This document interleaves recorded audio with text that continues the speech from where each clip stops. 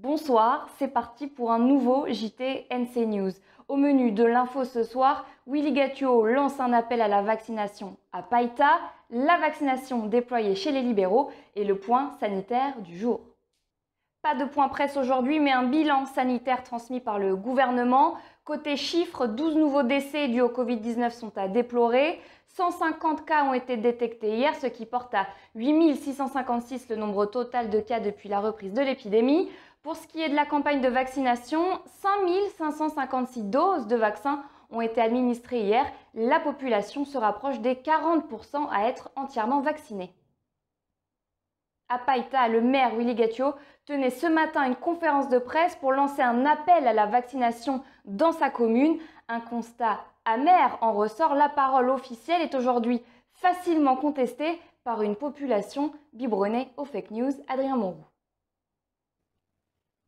Le Covid est devenu le déversoir de tous les maux de la société. Cette phrase du maire de Païta, Willy Gattuo, est le reflet de la situation compliquée de la commune du Grand Nouméa face à la crise sanitaire. 46% de vaccinés aujourd'hui, mais une campagne de vaccination encore poussive. Le maire pointe notamment du doigt les informations nuisibles relayées sur la toile, souvent un frein à la vaccination. Moi, je voudrais inviter les administrés de Païta à se faire confiance, qu'ils aient confiance en eux-mêmes, de sorte à ce qu'ils ne se laissent pas embarquer, effectivement, dans ce qu'on appelle les fake news. Vous savez, les réseaux sociaux, c'est aussi viral que le Covid-19. Donc, moi, j'ai entendu des choses qui me font dire que la réalité dépasse la fiction.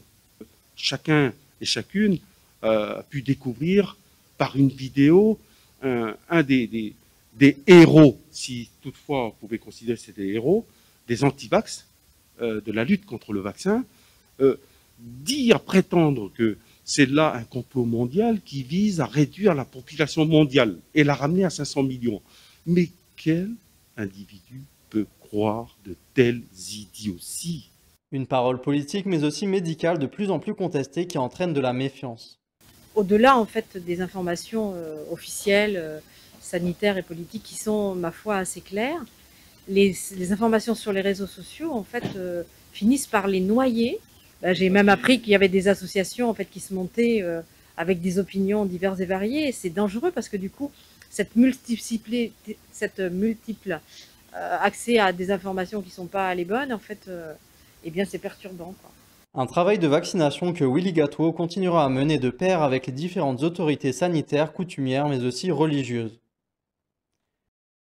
Sébastien Lecornu est arrivé hier soir en Nouvelle-Calédonie. Il est actuellement en Septène au Haut-Commissariat où il enchaîne les rendez-vous en visioconférence et par téléphone avec les responsables politiques. Dès la semaine prochaine, Sébastien Lecornu compte partir, je cite, à la rencontre des Calédoniennes et des Calédoniens. Il jaugera de la situation sanitaire pour décider d'un report ou non du référendum. Médecins traitants, infirmiers ou sages-femmes, ils sont plusieurs professionnels en libéral à pouvoir vacciner désormais contre le Covid-19. Plus de détails sur ce renfort à la vaccination avec Titouan Moelle. C'était une demande des libéraux, mais également de leurs patients.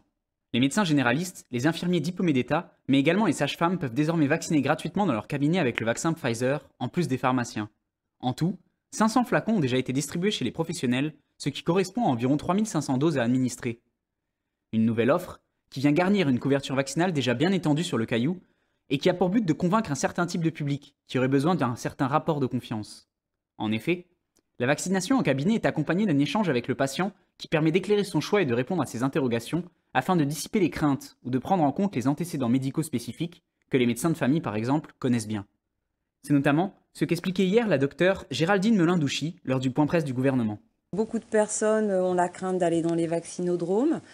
Certains patients qui ont des antécédents un petit peu lourds sont rassurés de pouvoir être conseillés par le médecin qui les connaît, qui a leur dossier médical, qui connaît leur maladie.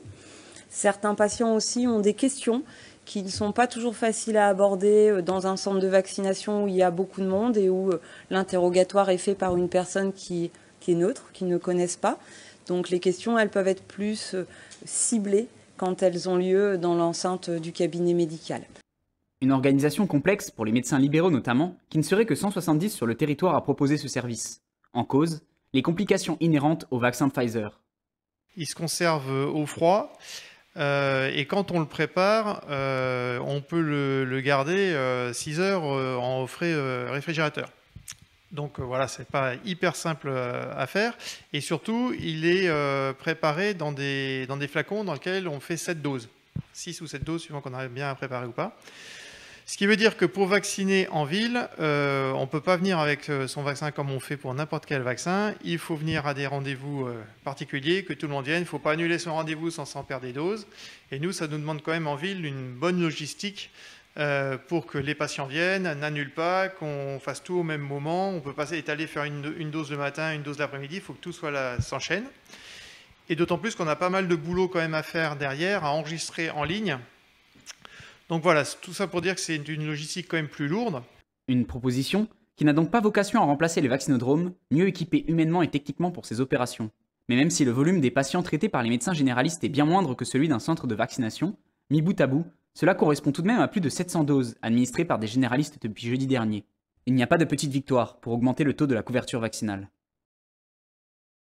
Et puis ça y est, les autotests sont désormais disponibles en pharmacie au tarif de 700 francs. Ils s'adressent uniquement aux personnes asymptomatiques. Ils peuvent être réalisés par le patient lui-même ou par un professionnel de santé au même tarif que dans le cadre du dépistage par test antigénique. Ils ne seront remboursés que s'ils sont effectués sous la supervision d'un professionnel de santé qui renseigne le résultat dans l'application numérique mise à disposition par le gouvernement de la Nouvelle-Calédonie.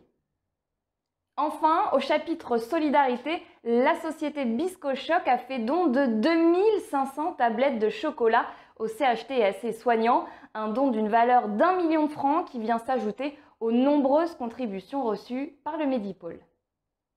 Merci d'avoir suivi notre JT et à demain pour un nouveau point sur l'info.